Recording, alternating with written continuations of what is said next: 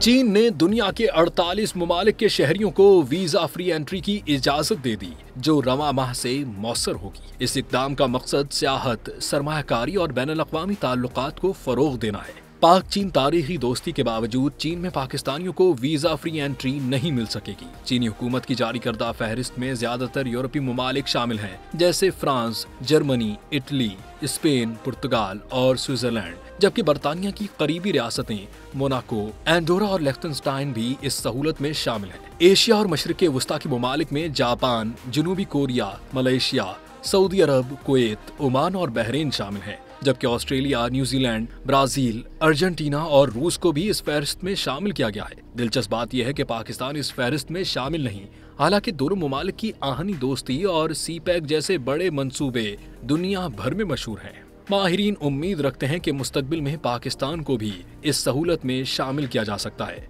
चीन का ये फैसला सिफारती सतह पर एक स्ट्रेटेजिक कदम समझा जा रहा है।